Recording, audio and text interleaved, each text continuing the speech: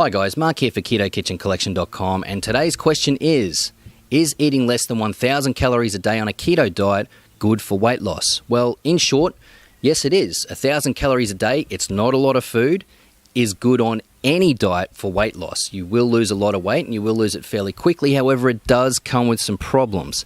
Now, before we go into those problems, so that you can see if you can justify going down to that level of calories, because you may not want to do it once you hear what the problems can be, there are some people out there where 1,000 calories a day for them won't be a significant drop. Now, that's not many of you, and typically it will be females who are small and don't have a lot of muscle mass, which is probably not the majority of human females on the planet. Why is it the case that these females will not have so much of a problem at low calorie levels?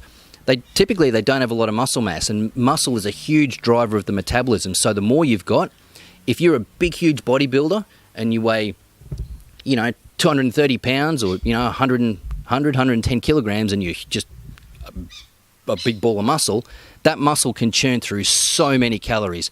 I mean, the big guys like big Arnold Schwarzenegger, they can eat 6, 7, 8,000 calories a day and not put on weight, because they've got so much muscle. If you're a small woman with not a lot of muscle on you, that's fine. That could be very normal for you. There's no problem with that. You just won't require the calories, okay? For most of us out there, for a woman on average, very generalizing here, on average, a woman will require 2,000 calories a day to maintain body weight, and a man will require 2,300 to 2,500 a day to maintain body weight.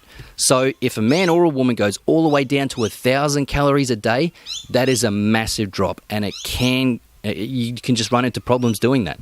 So let's have a look at some of the problems that you can experience if you go down to 1,000 calories a day.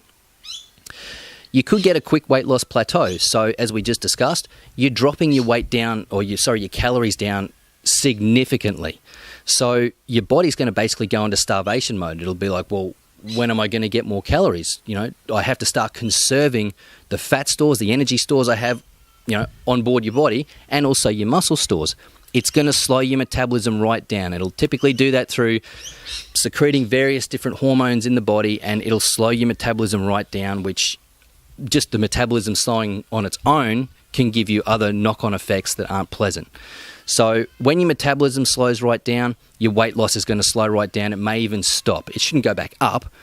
I'd be very worried if your weight loss reversed and went back up on 1,000 calories a day, but it can stop dead.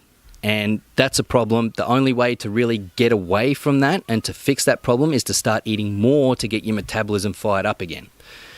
So let's look at the next issue, which we kind of touched on a little bit there, and that is muscle loss. If your body's in starvation mode and you're not giving it enough fuel to function from day to day, it will start, as much as it will start tapping into fat and you'll get a lot of fat loss quickly, you'll also decimate the muscle that you have on your body. Again, if you're a really small female who doesn't have a lot of muscle on you already, you may find that you won't experience that. But for most of us, generalizing a little bit, but for the vast majority of us, you will lose muscle if you drop your calories that low.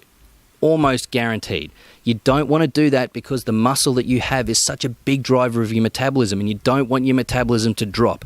So it's a bit of a juggling act between dropping your calories sufficiently that you do lose weight, but not so much that you just switch your metabolism off and your body starts cannibalizing your own muscle just so that you can keep functioning. You don't want to do that. So there's that happy middle ground, that happy sweet spot that you have to find where you can just have sustained weight loss over a long period of time and still feel good while you're doing it. The next problem, crippling lethargy. If your metabolism drops right down, you'll just feel tired. You don't have the energy to keep doing what you need to do from day to day. You might find it has a depressive effect on your mood, and you just won't have the motivation to do all the things you need to do, or it'll just be so much more of a struggle. The lower you have your calories, the worse that's going to be. I find that's the case for me. I'm probably not any different from you. I'm not anyone special. So just remember, you're going to get more lethargic and tired and have less energy the lower your calories go. Again, it's a matter of having that sweet spot where you've got the calories low enough that you are losing weight, but not so low that you just can't get anything done, because then, almost what's the point of being on the diet, right? Number 4 on the list, the mental challenge of eating so little despite the keto benefits of reducing hunger. When you're in ketosis on a keto diet, your hunger will be dented significantly. It'll be significantly reduced. However, if you eat a super small amount of food in a day, and I would say for most of us, 1,000 calories a day is a really small amount of food, you're most likely, if you're anything like me, you're going to get hunger cravings, hunger pangs. You're going to want to eat. It's going to be on your mind all the time. It's going to be distracting. You're going to lose motivation to do other things because you're thinking about food all the time, and that can knock you off the keto diet. It just becomes so much more easy to cheat if you're preoccupied with food because you're not eating enough. Even if you're getting really good results, and the fat is just melting off you and you still feel relatively good, but you're really hungry, you might be able to see it through.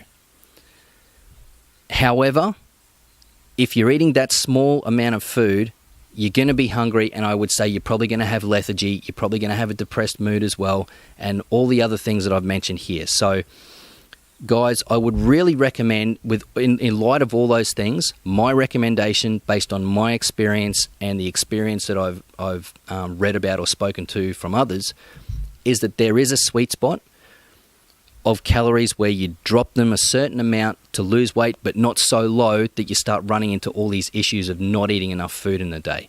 Where is that point for you specifically?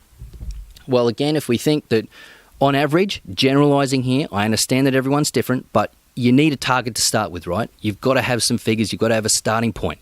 If a woman needs 2,000 calories on average to maintain body weight, a man needs 23 to 2,500 calories in a day to maintain body weight.